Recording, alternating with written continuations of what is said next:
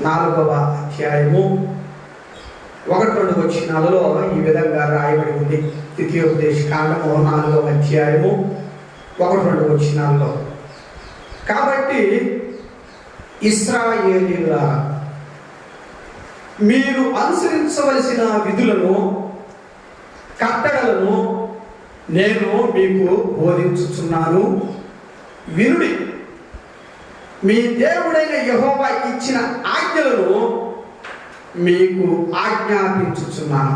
చిన్న మాట ప్రార్థన చేద్దాం. ప్రభు సహాయం కొరకడుగా. దయగలిగిన మా తండ్రి, కృప కలిగిన మా గొప్ప ప్రభువా, నీ శ్రేష్టమైన నామములకు వందనములు. గత దినములన్నిటిను మీరు మాకు సహాయకులయ్యండి, మీ సన్నిధిని మాకు తోడుగా అనుగ్రహించి ప్రతి కీడు నుండి తప్పించి మీరు ఇచ్చిన క్షేమమును బట్టి, ఈ పునరుద్ధాన దినమును బట్టి మీకు స్తోత్రములు చెల్లిస్తున్నాం. ఇక్కడ నిలువబడిన నేను వట్టివాడను కనుక నీ ఆత్మతో అభిషేకించి మా ఎముకలకు సత్తువను, మా జీవితాలకు, మా బ్రతుకులకు జీవమై ఉన్న నీ మాటలను నాకును మా అందరికీ అందించమని, నా నోటి మాటలు మా అందరి హృదయ ధ్యానములు మీ దృష్టికి అంగీకారములగినట్లుగా చేయమని మీ ప్రియ కుమారుడును మా రక్షకుడైన యేసయ్య నామములో అతి వినయముగా ప్రార్థించుతున్నాము తండ్రి. ఆమేన్. ప్రభునందు ప్రియమైన దేవుని బిడ్డలారా, ఈ ద్వితీయోపదేశ కాండంలో ఈ 4వ అధ్యాయంలో రాయబడిన మాటలను మనం గమనిస్తే, ఇశ్రాయేలీల సమూహమును ఒక చోట చేర్చిన మోషే వారితో దేవుని యొక్క విధులను, కట్టడలను, ఆజ్ఞలను వివరిస్తూ ఉన్నాడు. ఇశ్రాయేలీల నాయకులలో గొప్ప నాయకుడు మోషే.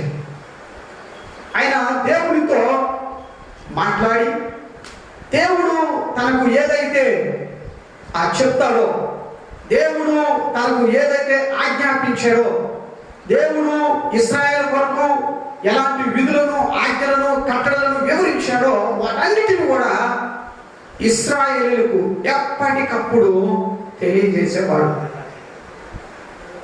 ఎందుకు తెలియజేసేవాడు అని అంటే, విని ఊరకుండమని కాదు, కానీ వినాలి, తదుపరి వాటిని అనుసరించాలి.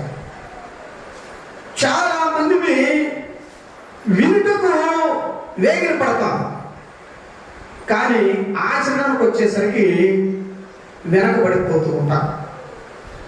అందుకే దేవుడు ఎప్పుడు కూడా తన ప్రజల ద్వారా సెలవిచ్చిన ప్రతి మాట వినడం మాత్రమే కాదు, ఆ మాటలను అనుసరించాలి అని తెలియజేశాడు. అనుసరించడమే కాదు, ఆ మాటలను అనుసరిస్తూ జీవించాలి. ఇది చాలా ప్రధానమైన విషయం. ఇది ఆనాటి ఇశ్రాయేలుల బాధ్యత. అంతేకాదు, ఈ రోజున నీ బాధ్యత, నా బాధ్యత కూడా ఏమిటి అని అంటే, దేవుని మాటలు వినాలి, వాటిని అనుసరించాలి, వాటి ప్రకారము జీవించాలి. ఇశ్రాయేలీలే కానీ మనమే కానీ దేవుని విషయంలో మాకు ఇష్టమైతే మేము అనుసరిస్తాం, మాకు ఇష్టము అనిపించకపోతే మేము విడిచిపెడతాం అనడానికి వీలు లేదు. మాకు ఇష్టమైతే ఈ మాటలను మేము వింటాం, ఇష్టం లేకపోతే ఈ మాటలు మేము వినము అనడానికి వీలు లేదు. ఎందుకంటే ఈ ద్వితీయోపదేశకాండం 4వ అధ్యాయంలో దేవుడు సెలవిస్తూ ఉన్నాడు. ఏమనంటే, మీరు నా మాటలు విని వాటిని అనుసరించి వాటి ప్రకారము జీవించకపోతే నష్టాలు సంభవిస్తాయని చెప్పాడు. ఒకవేళ నా మాటలు విని అనుసరించి వాటి ప్రకారం జీవిస్తే కలిగే ఆశీర్వాదాలు కూడా ఆయన సెలవిచ్చాడు. కాబట్టి ప్రభునందు ప్రియమైన దేవుని బిడ్డలారా, దేవుని మాటల ప్రకారం ఖచ్చితంగా జీవించాలి అనేది ఒక బాధ్యతే తప్ప భారము అని వాటిని విడిచిపెట్టడానికి వీలు లేదు. ఎందుకయ్యా ఖచ్చితంగా దేవుని మాటలను అనుసరించాలి, ఎందుకు ఖచ్చితంగా దేవుని మాటలు మేము వినాలి అని అంటే, దేవుడు ఇశ్రాయేలు పక్షానే కానీ మన పక్షాన పక్షానే కానీ కొన్ని నిబంధనలు చేసి ఉంటాడు. అంటే కొన్ని వాగ్దానాలు, ఇవి మీ జీవితంలో జరిగిస్తాను అని. మన జీవితంలో ఆయన జరిగిస్తాను అని చెప్పిన ఆ వాగ్దానాలు ఏవైతే ఉన్నాయో అవి నెరవేరాలి అని అంటే ఆయన మాట వినాలి. రెండవది, ఇశ్రాయేలులు పాలుతేనెలు ప్రవహించే కనాను దేశం చేరాలి. ఈ రోజున క్రైస్తవమైన మనం కూడా పరమ కానాలు అంటే పరలోక రాజ్యం చేరాలి. వారు కనాను చేరాలన్నా, మనం పరలోక రాజ్యం చేరాలన్నా ఆయన మాటలు ఖచ్చితంగా మనం విని తీరాలి. మూడవది, వారు అరణ్య యాత్ర 40 సంవత్సరాలు చేయాలి. అలాగే మన జీవితంలో దేవుడిచ్చిన యాత్ర 40 కావచ్చు, 60 కావచ్చు, 80 కావచ్చు, 100 ఏళ్ళు కావచ్చు, ఈ జీవిత యాత్రను మనం క్షేమంగా కొనసాగించాలి అని అంటే అరణ్య యాత్రలో ఇశ్రాయేలు రాలిపోకుండా ఉండాలన్నా, మన జీవిత యాత్రలో మనం రాలి కూలిపోకుండా ఉండాలన్నా దేవుని మాటలు మనం ఖచ్చితంగా వినాలి, అనుసరించాలి, వాటి ప్రకారం జీవించాలి. ఇంకొకటి, ఇశ్రాయేలుకు దేవుడు తెలియజేస్తాడు, మీరు దీర్ఘాయుష్మంతులగినట్లు, మీ దేశంలో మీరు దీర్ఘాయుష్మంతులగినట్లు నా మాటలు వినండి అన్నాడు. ఈ రోజున ఆయుష్ కొరకు, ఆరోగ్యం కొరకు మనం దేవుని మాటలు వినాలి, అనుసరించాలి, వాటి ప్రకారము జీవించాలి. ఇవన్నీ ఇశ్రాయేలుకు కావాలి అని అంటే దేవుడు ఒకటే చెప్పాడు. ఏం చెప్పాడు? నా మాటలు అంటే ఆయన విధులు, ఆయన కట్టడలు, ఆయన ఆజ్ఞలు ఖచ్చితంగా మనము అనుసరించాల్సిందే. అనుసరిస్తే భవిష్యత్తులో వారు ఎలా ఉంటారో తెలియజేశాడు. ఎలా ఉంటారు? బలవంతులుగా ఉంటారు, దీర్ఘాయుష్మంతులుగా ఉంటారు, పాలు తేనెలు పంపించే కనాను దేశంలో ఉంటారు. అనుసరించకపోతే ఎలా ఉంటారు అని అంటే అరణ్యంలో రాలిపోతారు, కనాను చేరుకోలేరు, దేవుడిచ్చే స్వాస్థ్యాన్ని వారు అనుభవించలేరు. కాబట్టి దేవుని మాటలు ఎప్పుడు కూడా మనకు 2 విషయాలు తేటతెల్లం చేస్తూ ఉంటాయి. ఒకటి, అనుసరిస్తే కలిగే మేలులు. రెండోది, ఆయన మాటలను తృణీకరిస్తే కలిగే నష్టాలు. ఇవి 2 కూడా దేవుని యొక్క వాక్యం ద్వారా మనకి ఎప్పుడు కూడా తెలియజేస్తూ ఉన్నారు మోషే లాంటి ప్రవక్తలు, ఈనాడున్న దైవజనులు. ఇక్కడ మనం గమనించాల్సింది ఏమిటి అంటే దేవుని యొక్క విధులను, ఆజ్ఞలను అనుసరించాలి. ఇది ఖచ్చితము, ఇది మన బాధ్యత అని అనుకుంటూ ఉన్నాం. ఎందుకు అనుసరించాలి అని అంటే మన భవిష్యత్తు జీవితం అంతా కూడా ఆయన మాటల మీదే ఆధారపడి ఉంది.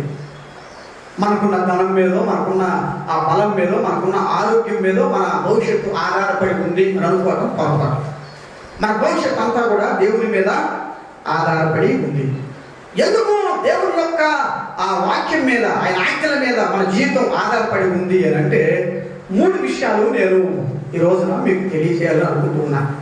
ఎందుకు మన భవిష్యత్తు దేవుని యొక్క మాటల మీద ఆధారపడి ఉంది అని అంటే, ఎందుకంటే దేవుని యొక్క మాటలు శక్తి గలవి. Because they are powerful. ఎందుకంటే దేవుని యొక్క మాటలు సంపూర్ణమైనవి. Because they are perfect. ఎందుకో మన భవిష్యత్తు దేవుని మీద ఆధారపడి ఉంది. ఎందుకంటే అవి అంటే అనగా దేవుని మాటలు విలువైనవి. Because they are precious. కాబట్టి ఈరోజు మన అంశానికి దేవుని మాటల వల్ల కలిగే ఉపయోగాలు అని అనుకోవచ్చు, లేదా దేవుని మాటల మీద మన భవిష్యత్తు ఆధారపడి ఉంది. ఎందుకు ఆధారపడి ఉందంటే 3 రకాల పి అనే దాని గురించి మనం ధ్యానం చేద్దాం. మొట్టమొదటిది, ఎందుకు మన భవిష్యత్తు దేవుని మాటల మీద ఆధారపడి ఉంది అని అంటే, ఎందుకంటే దేవుని మాటలు శక్తి గలవి. They are powerful. దేవుని మాటలు శక్తి గలవి. చదవండి ద్వితీయోపదేశకాండం 4వ అధ్యాయం 1వ వచనం చదవండి. ద్వితీయోపదేశకాండము 4వ అధ్యాయం 1వ వచనం.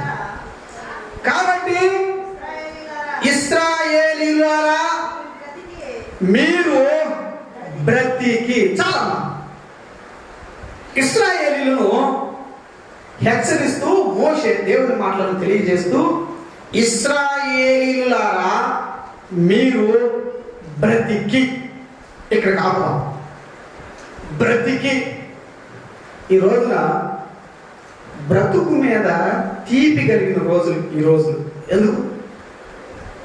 ఇంటిలో ఉన్నవారు సైతము, జాగ్రత్తలు పాటించిన వారు సైతము, వైద్యము తెలిసిన వారు సైతము, గొప్ప పేరు సంపాదించిన వైద్యులు సైతము కూడా కరోనాకి గురవుతున్నారు. ఈ రోజున బ్రతుకు మీద తీపి, మరణం అంటే భయం ఏర్పడిన రోజులు ఇవి. మొన్నటి వరకు ఈ కరోనా రాకముందు మనిషి ఎలా ఉన్నాడంటే, ఒక మనిషి బతికుండాలంటే ఎక్కువ ధనం ఉంటే సరిపోతుంది కదా. డబ్బు ఉంటే ఏదైనా కొనవచ్చు, డబ్బుకు లోకు దాసోహం అంటుంటారు కదా. ధనం ఉంటే ఏదైనా సంపాదించుకోవచ్చు, దేన్నైనా కొనుక్కోవచ్చు. బలగం ఉంటే ఏదైనా చేయొచ్చు, ఎలాగైనా కానీ జీవించవచ్చు, నలుగురు ఉన్నారు నాకు అని. అలాగే మంచి ఆహారం భుజిస్తే మనము జీవించి ఉండవచ్చు. మనిషి బ్రతకాలి అని అంటే ధనము, మనిషి బ్రతకాలి అని అంటే బలము, మనిషి బ్రతకాలి అని అంటే ఆహారము, మనిషి బ్రతకాలి అని అంటే అధికారం. కొంతమంది అధికారం లేకపోతే చచ్చిపోతారు కదా, దిగులుతో చచ్చిపోతారు. అయ్యో నాకు పదవి లేదు, నాకు నాయకత్వం లేదు అంటే. చాలా మంది జీవితము ఈ లోక సంబంధమైన వాటి మీద ఆధారపడి ఉంది. అయితే ఈ రోజున కరోనా అనే మహమ్మారి ఈ భూమి మీదకి వచ్చాక చాలా మటుకు బలమున్నా, ధనమున్నా, అధికారం ఉన్నా, అయిన వారున్నా, ఎంతమంది ఉన్నా, ఎంత ఉన్నా సరే బ్రతికి బట్టగట్టలేమనే విషయము అందరికీ కూడా అర్థమైపోతుంది.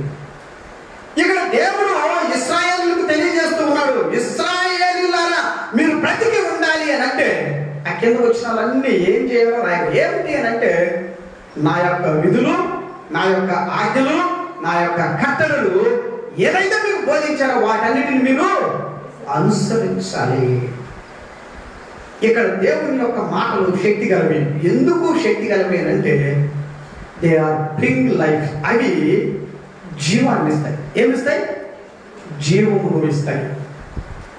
చాలా మంది ఆహారం వలన బ్రతకొచ్చు అనుకున్నారు. సాధారణ కూడా యేసుక్రీస్తు ప్రభువు దగ్గరకు వచ్చి ఆకలితో ఉన్నాడని ఎరిగి ఆయన నంది, అయ్యా నువ్వు ఈ రాళ్ళను రొట్టెలుగా చేసుకొని తింటే చావకుండా బ్రతుకుతావు కదా. ఆయన అన్నాడు, మనుషుడు దేని వలన జీవించడు? రొట్టె వలన, అంటే ఆహారం వలన జీవించడు కానీ దేవుని నోట నుండి వచ్చు ప్రతి మాట వలన జీవించడు. దేవుని మాటలు మనిషిని బ్రతికిస్తాయి. అంటే దేవుని మాటలు మనిషిని జీవింపజేస్తాయి. దేవుని మాటలు మృత్యువును జీవంగా మార్చగలుగుతాయి. కాబట్టి ప్రభునందు ప్రియమైన దేవుని బిడ్డలారా, ఈ రోజున ఎంత తిన్నా ఎంత ఉన్నా ప్రాణాన్ని కాపాడుకోలేని పరిస్థితుల్లో ఈనాడు మానవుడు ఉంటూ ఉన్నాడు. కాబట్టి ప్రతి మనిషి తెలుసుకోవాల్సిన గొప్ప సత్యం ఏమిటి అని అంటే ఈ అమూల్యమైన సమయంలో దేవుని మాటలు భుజించాలి, దేవుని మాటలు చదువుకోవాలి, దేవుని మాటలు వినాలి, దేవుని మాటలు అంగీకరించాలి, దేవుని మాటల ప్రకారం జీవించాలి. అవన్నీ చేయకపోతే మనిషి జీవించి ఉండటం కష్టం. లేవియా కాండము 18వ అధ్యాయము 5వ వచనాన్ని ఒకసారి చదువుకుందాం.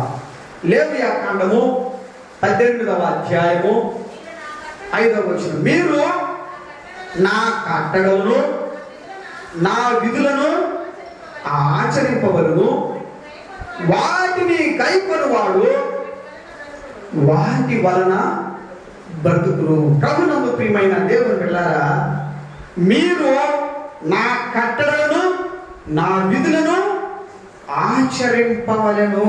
ఎందుకు ఆచరింపాలి అని అంటే ఆయన చెప్తున్నాడు, వాటిని గైకొని వాడు వాటి వలన బ్రతుకుతాడు. ఏటి వలన? ఏటి వలన?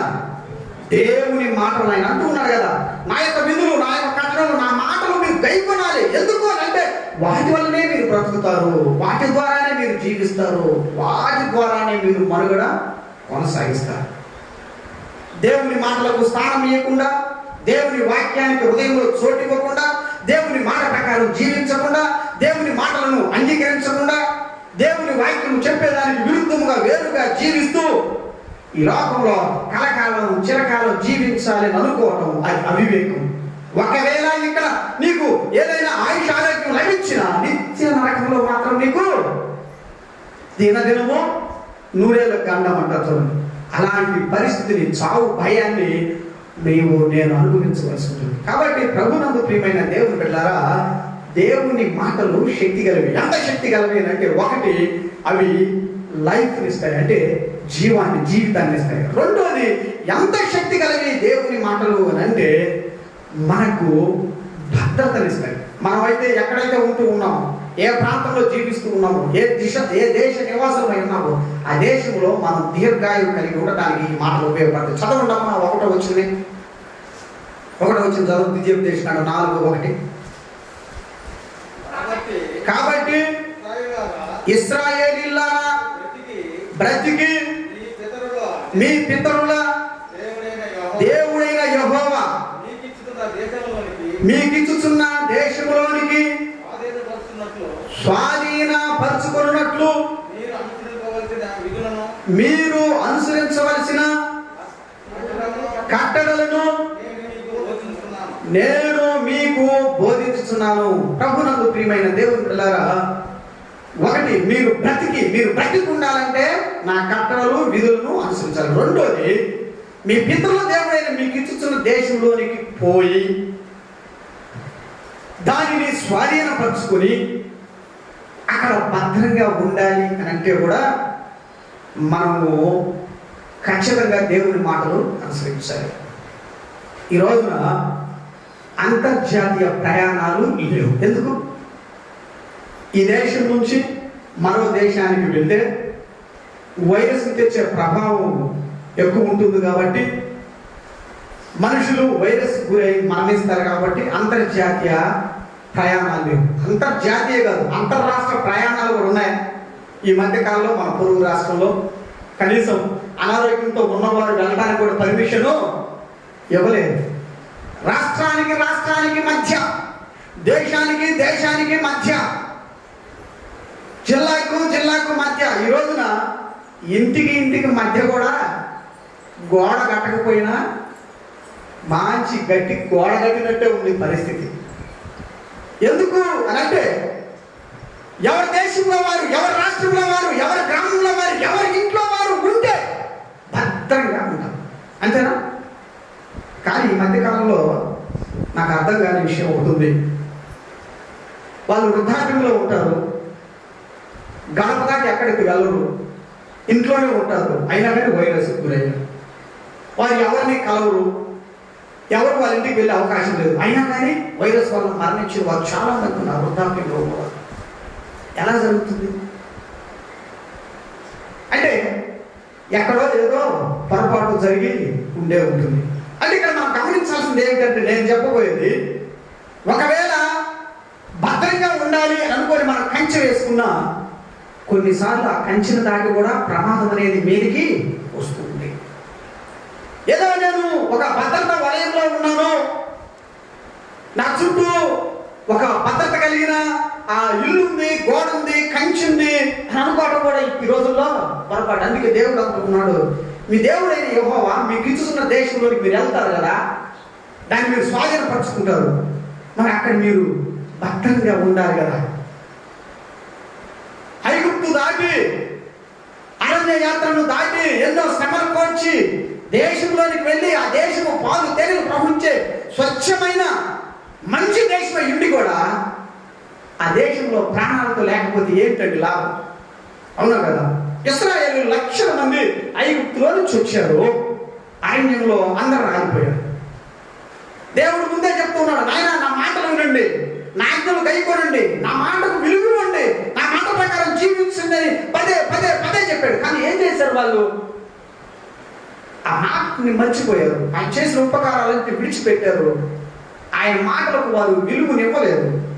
అందుకే వారంతా కూడా రాలిపోయారు. కానీ ఆయన మాటలు వింటే ఖచ్చితంగా ఆ స్వచ్ఛమైన ఆ యొక్క పాలు తేనెలు ప్రవహించే దేశంలోకి వారు ప్రవేశించిండేవారు. ఇద్దరే ప్రవేశించారు. ఎవరు వాళ్ళు? కాలేబు, యెహోషువ. వారంటారు, మేము మా దేవుడైన యెహోవాను నిండు మనసుతో మేము అనుసరించి కనుక ఈ దేశంలోకి వచ్చామని చెప్పారు. ఈ రోజున ప్రభునందు ప్రియమైన దేవుని బిడ్డలారా, ఎంత గొప్ప దేశమైనా కావచ్చు, ఎంత గొప్ప రాష్ట్రమైనా కావచ్చు, ఎంత గొప్ప ఇల్లైనా కావచ్చు, మనం మాత్రం మన దేశంలో, మన రాష్ట్రంలో, మన ఇంట్లో క్షేమంగా ఉండాలంటే మాత్రము ఖచ్చితంగా దేవుని యొక్క మాటలు వినవలసిందే, అనుసరించవలసిందే, ఆ మాటల ప్రకారము జీవించవలసిందే. కాబట్టి మనము క్షేమంగా ఉండుట అనేది ఎవరి మీద ఆధారపడి ఉంది అని అంటే, దేవుడిచ్చిన విధుల మీద ఆధారపడి ఉంది, దేవుడిచ్చిన ఆజ్ఞల మీద ఆధారపడి ఉంది, దేవుడు మన కొరకు ఇచ్చిన వాక్యం మీద ఆధారపడి ఉంది. అందుకే ద్వితీయోపదేశకాండం 5వ అధ్యాయం 33వ వచనంలో దేవుడు చక్కగా తెలియజేస్తూ ఉన్నాడు. ద్వితీయోపదేశకాండం 5వ అధ్యాయం 33వ వచనం. కాబట్టి మీరు కుడికే కానీ ఎడమకే కానీ తిరుగక మీ దేవుడైన యెహోవా ఆజ్ఞాపించినట్లు చేయుటకు జాగ్రత్త పడవలను. మీరు స్వాధీనపరచుకొనబోవు దేశంలో మీరు జీవించుచు మేలు కలిగి దీర్ఘాయుష్మంతులగునట్లు మీ దేవుడైన యెహోవా మీకు ఆజ్ఞాపించిన మార్గములన్నిటిలో నడుచుకొనవలెను. ప్రభునందు ప్రియమైన దేవుని బిడ్డలారా, దేవుడు తెలియజేస్తూ ఉన్నాడు, మీరు స్వాధీనపరచుకున్న దేశంలో మీరు జీవించుచు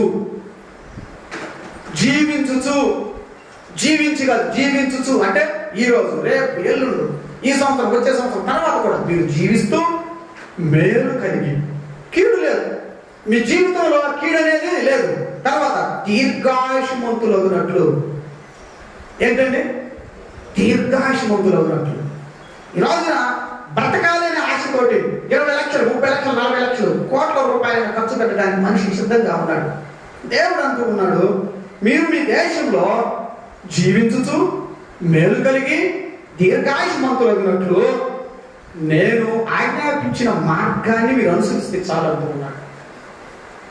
కానీ దేవుని విడిచిపెట్టి డబ్బు ద్వారానో వైద్యుల ద్వారానో ఆరోగ్యాన్ని సంపాదించుకోవాలనుకోవటం క్రైస్తవులుగా అది అవివేకపు పని.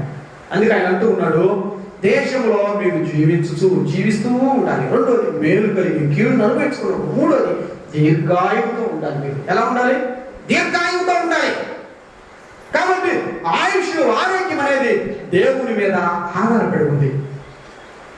దేవుడు స్పష్టంగా తెలియజేస్తూ ఉన్నాడు, మీ దేశంలో మీరు సెక్యూరిటీ, మీరు మీ దేశంలో భద్రత కలిగి ఉండాలి అని అంటే అది కేవలం నా మాటల మీదే ఆధారపడింది. ద్వితీయోపదేశకాండం 8:1 కూడా చదువుకుంటామా. ద్వితీయోపదేశకాండము, మీరు బ్రతికి అభివృద్ధి నుండి యెహోవా మీ పితరులతో ప్రమాణము చేసిన దేశమునకు పోయి దాన్ని స్వాధీనపరచుకున్నట్లు నేను నీకు ఆజ్ఞాపించిన ఆజ్ఞలన్నిటినీ అనుసరించి నడుచుకునవలెను. దేవుడు పదే మీరు కనుక ఈ 5 కాండాలు చదువుతూ ఉంటే దేవుని యొక్క వాక్యం పదే ఒకే విషయాన్ని గురించి సెలవిస్తూ ఉంటుంది. ఇప్పుడు 4:1 కానీ 5:33 కానీ 8:1 కానీ ఇలా మీకు చదువుకుంటూ పోతే ఇవే వాక్యాలు మీకు మాటి కనిపిస్తూ ఉంటాయి. ఎందుకంటే మీరు బ్రతికి అభివృద్ధి నుండి యెహోవా మీ పితరులతో ప్రమాణం చేసిన దేశమునకు పోయి దాన్ని స్వాధీనపరచుకున్నట్లు నేను నీకు ఆజ్ఞాపించే ఆజ్ఞలన్నింటిని అనుసరించి నడుచుకునవలెను. అభివృద్ధి చెందాలన్నా, బ్రతికి ఉండాలన్నా, దీర్ఘాయుష్మంతులు అవ్వాలన్నా, మేలుతో ఉండాలన్నా కేవలం దేవుని యొక్క మార్గముల మీద, దేవుని యొక్క మాటల మీదే మన జీవితం ఆధారపడింది. కాబట్టి దేవుని మాటలు శక్తి కలిగిన మాటలు. దేవుని మాటలు శక్తి కలిగిన మాటలు. They are powerful. అవి శక్తి కలిగినవి. ఎంత శక్తి అంటే, ఒకటి జీవింపజేస్తాయి, రెండోది భద్రతనిస్తాయి. రెండో విషయాన్ని మనం చూద్దాం. దేవుని మాటలు మనం ఎందుకు అనుసరించాలి? మన భవిష్యత్తు దాని మీద ఆధారపడి ఉంది అని చెప్పుకుంటున్నాం. ఎందుకు ఆధారపడి ఉందంటే దేవుని మాటలు సంపూర్ణమైనవి. చదవండి ద్వితీయోపదేశకాండం 4వ అధ్యాయము 2వ వచనం. మీ దేవుడైన యెహోవా ఇచ్చిన ఆజ్ఞలను నీకు ఆజ్ఞాపించుచున్నాను, వాటిని గైకొనుటయందు నేను మీకు ఆజ్ఞాపించిన మాటతో దేనిని కలపకూడదు, దానిలో నుండి దేనిని తీసివేయకూడదు. చాలా ఇక్కడ ప్రభునందు ప్రియమైన దేవుని బిడ్డలారా, దేవుని వాక్యాలు పరిపూర్ణమైనవి. అంటే అసంపూర్ణత అనేది ఆ మాటల్లో లేదు. They are perfect. మొట్టమొదటిది దేవుని మాటలు పవర్ఫుల్, శక్తి కలదు. రెండోది దేవుని మాటలు పర్ఫెక్ట్, సంపూర్ణమైనవి. ఎంత సంపూర్ణమైనవి అంటే వాటిలో నీకు నచ్చని దాన్ని తీసివేసి నీకు నచ్చింది రాయడానికి వీలు లేదు. రెండోది, ఇది కొంచెమే ఉంది, దీన్ని కొంచెం నేను కలిపి రాస్తే ఇంకా అర్థవంతంగా ఉంటుంది అనడానికి కూడా వీలు లేదు. దేవుని ఆజ్ఞలు, దేవుని మాటలు సంపూర్ణమైనవి, పరిపూర్ణమైనవి. అసంపూర్ణమైనవి అనటానికి తావు లేదే లేదు. అలాంటి దేవుని వాక్యానికి, సంపూర్ణమైన దేవుని వాక్యానికి మానవులుగా మనం 2 పనులు చేయకూడదు. ఒకటి యాడింగ్. ఏంటిది? యాడింగ్ అంటే ఏంటి?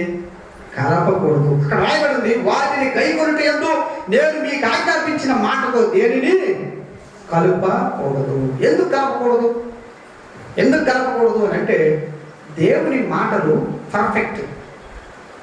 The law of the lord is perfect. దేవుడైన యెహోవా యొక్క ధర్మశాస్త్రము పర్ఫెక్ట్ కలిగింది. అంటే మనము మంచి పునాది వేసి పైన బిల్డింగ్ ఎలా కట్టుకోగలుగుతామో, ఆయన మాటల మీద మనం బ్రతుకును కట్టుకోగలిగినంత గట్టి, పరిపూర్ణమైనవి, శక్తివంతమైనవి ఆయన యొక్క మాటలు.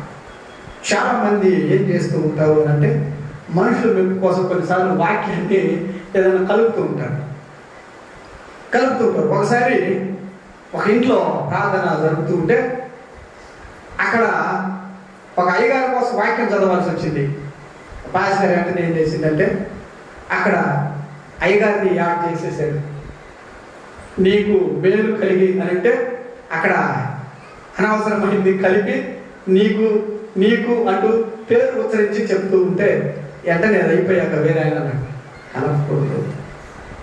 దేవుని వాక్యానికి మనకి నచ్చినది, మనకు ఇష్టమైనది, మనకు ఉపయోగకరమైనది, మనకు లాభాన్ని చేకూర్చేది దేన్ని కూడా కలపడానికి వీలు లేదు.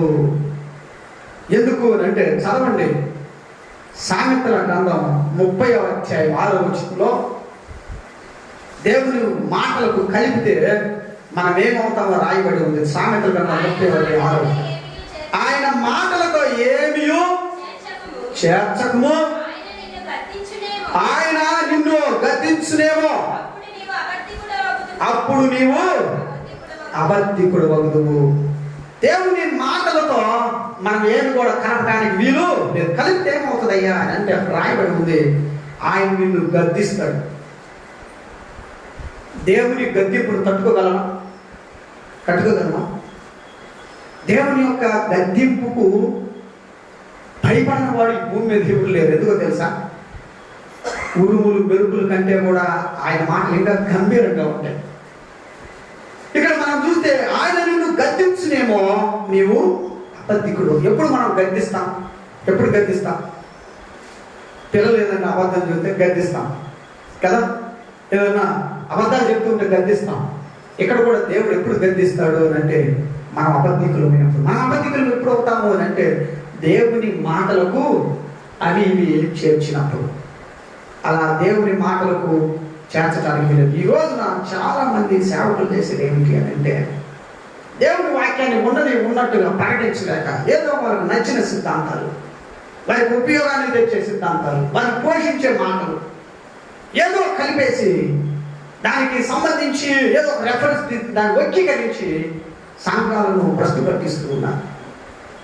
అమాయకపు గొర్రెలను తయారు చేస్తూ ఉన్నారు.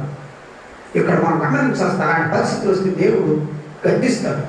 అంతేకాదు, అలా చేర్చడం వల్ల కలిగే నష్టం ఇంకోకూడదు. ప్రకటన గ్రంథం 22వ అధ్యాయం 18వ వచనాన్ని ఒకసారి చదవండి. ప్రకటన గ్రంథం 22వ అధ్యాయం 18వ వచనం. ఈ గ్రంథం అందున్న ప్రవచన వాక్యములను విను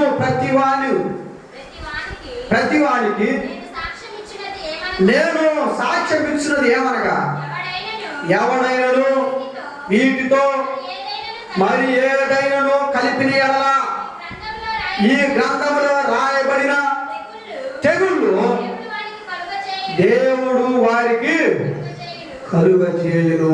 ప్రభునందు ప్రియమైన దేవుని బిడ్డలారా, కలిపితే ఏమవుతుందయ్యా అంటే, పైన చూసాం, జ్ఞానైన సొలొమోను అంటున్నాడు, నువ్వు అబద్ధికుడు పోతావు, దేవుడు నిన్ను గద్దిస్తాడని. ప్రకటన గ్రంథంలో మరి యోహాను భక్తుడు తెలియజేస్తూ ఉన్నాడు, ఎవడైనను వీటితో మరి ఏదైనా కలిపిన ఎడల ఈ గ్రంథములో రాయబడిన ఏంటి అమ్మా? తెగుళ్ళు. అంటే బైబిల్ అని తెగుళ్ళు ఉందంటే ఆశీర్వాదాలు కూడా ఉన్నాయి. అయితే ఆశీర్వాదాలు రావాలంటే ఆయన మాటలను అనుసరించాలి, ఆయన మాటల ప్రకారం జీవించాలి.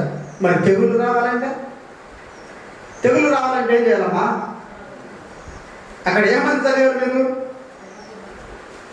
వీటితో మరి ఏదైనా కలిపిన ఎడల ఈ గ్రంథంలో రాయబడిన తెగుళ్ళు దేవుడు వారికి కలుగజేయను. అంటే తెగుళ్ళు ఎందుకు వస్తాయి అని అంటే, దేవుని వాక్యాన్ని, సంపూర్ణమైన దేవుని వాక్యానికి మనకు నచ్చింది ఏదో కలపడం ద్వారా ఏమవుతాం? మనం శాపగ్రస్తులు. తద్వారా తెగులను అనుభవించవలసి వస్తుంది. తెగులు అంటే ఏంటి? తెగులు అంటే ఒకరి నుంచి ఇంకొకరికి వచ్చేది. పంటకు పట్టే తెగుళ్ళు మనుషులకు పడతా ఉన్నాయి. ఒకరి నుంచి ఇంకొకరికి వచ్చేది తెగులు. ఈ తెగులు వచ్చేస్తా ఉంది ఒకరి నుంచి ఇంకొకరికి, ఇంకొకరి నుంచి ఇంకొకరికి, వీళ్ళందరికీ తెగులు రావడానికి కారణం ఏమిటయ్యా అని అంటే, దేవుని యొక్క వాక్యాన్ని ఉన్నది ఉన్నట్లుగా బోధించకుండా ఏదో దానికి పూస్తూ ఉన్నారు. దాన్ని మసిపూసి మారేడుగా చేయటం అంటారు. కాబట్టి నా స్వలాభం కోసమో, నా యొక్క ఉనికి కోసమో, నా యొక్క మేలు కోసమో, నా యొక్క ఉన్నతి కోసమో, నా యొక్క అభివృద్ధి కోసమో దేవుని మాటలు అంగీకరిస్తే దేవుడు పంపించే తెగులకు గురి కావాల్సి వస్తుంది. తెగులు చేత మనము ఈ లోకాన్ని విడిచిపెట్టవలసి వస్తుంది. కాబట్టి ప్రభునందు ప్రియమైన దేవుని మాటలు పర్ఫెక్ట్. వాటితో ఏది కూడా కలపడానికి వీల్లేదు. రెండోది, దానిలో నుండి దేనిని తీసివేయకూడదు. రెండోది డిమినిషన్. ఒకటి యాడెడ్, రెండోది డిమినిషన్ అంటే తీసివేయడానికి వీలు లేదు, అంటే తగ్గించడానికి వీలు లేదు. ఇక్కడ మనం అనుకోవచ్చు, దేవుని మాటలు తగ్గిస్తే ఏమవుతుందంటే, గుర్తుపెట్టు, దేవుని మాటలు తగ్గిస్తే ప్రాధాన్యత ఉండదు. దేవుని మాటలను కుదించడం వల్ల ఆ వాక్యానికి ఉన్న ప్రాధాన్యత తగ్గించిన వారం అవుతాం. అంతేకాదు, దేవుని యొక్క సత్యాన్ని కూడా మనం తారుమారు చేసిన వాళ్ళం అవుతాం. దేవుడు ఏది చెప్పాడో దానికి భిన్నమైన బోధ చేయవలసి వస్తుంది. నీకు నచ్చనిది నువ్వు తీసివేస్తే, నీకు నచ్చనిది, నీకు అవసరం లేదనుకున్న ఆ వాక్యాన్ని తీసివేస్తే ఏమవుతుంది అని అంటే, దేవుని సత్యం యొక్క అర్థము మారిపోతుంది. ఉదాహరణకి, అతడు తిని త్రాగి లేచిపోయి తీసుకొని దాని మీద చేసి, అతడు తిన్నాడు, తాగాడు, లేచిపోయాడు, తినొచ్చు, తాగొచ్చు అంటే ఏముందండి? చాలా మంది అంటే దానికి ముందున్న వాక్యాన్ని అతనికి అవసరం లేదన్నట్టు తీసేశాడు. కొంతమంది కలుపుతూ ఉంటే కొంతమంది ఏం చేస్తారు తెలుసా? తీసివేస్తా ఉంటారు. తీసివేసి దేవుని యొక్క అర్థాన్ని మార్చేస్తున్నారు. దేవుని వాక్యం ఉన్న సత్యాన్ని అసత్యంగా మారుస్తూ ఉన్నారు. చాలా మంది ఈ రోజున మరి హైందవ సోదరులు కూడా బైబిల్ చదివి చాలా సినిమాలు తీస్తూ ఉన్నారు. యూట్యూబ్లో వాటిని పెడుతూ ఉన్నారు. దేవుని మాటలకు ఆ లేనిపోని వక్ర భాష్యాన్ని వారు ఇస్తూ ఉన్నారు. ఇదంతా చేసే పని ఏమిటి అని అంటే, దేవుని మాటలు కొన్ని తీసేసి కొన్ని మాత్రమే వారు తీసుకుంటూ ఉన్నారు. ఇక్కడ దేవుని మాటలు తగ్గించడం అంటే, ఒక మనిషి బుద్ధిపూర్వకంగా దేవుని యొక్క వాక్యాన్ని వక్రీకరించాడు అని అర్థం. బుద్ధిపూర్వకంగా తగ్గించడం, దేవుని యొక్క వాక్యంలో ఉన్న సత్యాన్ని వేరుగా మార్చడం, దేవుని వాక్యానికి ఉన్న ప్రాధాన్యతను తగ్గించడం వల్ల కూడా మనకు నష్టమే. చదవండి, ప్రకటన గ్రంథం 22:19 చదవండి. ఎవడైనా ఈ ప్రవచన గ్రంథమందున్న వాక్యములలో ఏదైనా తీసివేసిన ఎడల దేవుడు ఈ గ్రంథములో రాయబడిన జీవవృక్షములోను పరిశుద్ధ పట్టణములోను వానికి పాలు లేకుండా చేయడు. ఇక్కడ దేవుని యొక్క వాక్యాన్ని తగ్గించడం వల్ల దేవునికి ఉన్న వాక్యానికి ఉన్న ప్రాధాన్యత తగ్గడమే కాదు, దేవుని యొక్క సత్యాన్ని మార్చడమే కాదు, దేవుని యొక్క సత్యాన్ని తారుమారు చేయడమే కాదు, కానీ కొన్ని నష్టాలు, కొన్ని శాపాలు కూడా ఇక్కడ రాయబడి ఉన్నాయి. ఏమిటి అని అంటే, ఈ ప్రవచన గ్రంథమందున్న వాక్యములలో ఎవడైనా ఏదైనా తీసివేసిన ఎడల దేవుడి గ్రంథములో రాయబడిన జీవవృక్షంలోను పరిశుద్ధ పట్టణంలోను వానికి పాలు లేకుండా చేయడు. యాడ్ చేస్తేనేమో తెగుళ్ళు వస్తాయి, తీసివేస్తేనేమో జీవంలో చోటు లేదు. పరిశుద్ధ పట్టణం అంటే ఏం పట్టణం? అది పరలోకంలో చావులేదు. అంటే పరలోకానికి నువ్వు ప్రవేశించలేవు, నువ్వు శాశ్వత కాలం జీవించి ఉండలేవు, నువ్వు శాశ్వత కాల జీవాన్ని పోగొట్టుకోవాలి, పరిశుద్ధ పతనమైన పరలోక రాజ్యాన్ని చేరకుండా ఉండాలి అని అంటే దేవుని వాక్యాన్ని నువ్వేం చేయాలి? తగ్గించేయాలి అన్నట్టు. అంటే చాలా మంది తీసివేస్తా ఉన్నారు, సత్యాన్ని అసత్యంగా మారుస్తున్నారు, దేవుని వాక్యానికి ఉన్న ప్రాధాన్యత తీసివేసి ఆ అపార్థానితలు ఆ దేవుని వాక్యానికి కల్పిస్తున్నారు, దేవుని యొక్క వాక్యాన్ని తారుమారు చేస్తూ ఉన్నారు. కాబట్టి ప్రభువునందు ప్రియమైన దేవుని బిడ్డలారా గుర్తుపెట్టుకోండి, దేవుని వాక్యము పర్ఫెక్ట్, అది సంపూర్ణమైంది, పరిపూర్ణమైంది. అది ఏం చెప్తే అదే చేయాలి. నిన్ను నువ్వు మార్చుకోవాల్సిందే, నిన్ను సర్దిద్దుకుంటే సర్దిద్దుకోవాల్సిందే, ఈ మార్గం నువ్వు అనుసరించాలంటే అనుసరించవలసిందే, ఈ త్రోవ నువ్వు వెళ్ళొద్దు అంటే వెళ్ళకుండా మారుకోవాల్సిందే. అంతేగాని దానికి ఏదో నువ్వు కలిపి దానికి ఉన్నది ఏదో నువ్వు తీసివేసి నీ ఇష్టానుసారంగా చేయాలనుకుంటే మాత్రము తెగుళ్ళు బారిన పడక తప్పదు, రేపు పరలోక రాజ్యంలో స్థానాన్ని కోల్పోక తప్పదు. అందుకే దేవుడు మోషే ద్వారా స్పష్టంగా తెలియజేస్తున్నాడు, మీరు బ్రతికి మీరు మరి కనాన్లో ప్రవేశించాలంటే, మీరు కనాన్లో దీర్ఘాయుష్మంతులుగా ఉండాలంటే, మీరు కనాన్ని స్వతంత్రించుకోవాలి అని అంటే, పాలు తేనెలు ప్రవహించే ఆ స్వాస్థ్యాన్ని అనుభవించాలి అని అంటే నా మాటలు మీరు వినాలి. కాబట్టి ప్రభు నందు ప్రియమైన దేవుని పిల్లలారా మరొక పర్యాయం నేను మీకు గుర్తు చేస్తున్నాను, దేవుని యొక్క మాటల మీదే మన బ్రతుకు, మన భవిష్యత్తు, మన జీవితము ఆధారపడదు. ఎందుకంటే అవి శక్తి గలవి.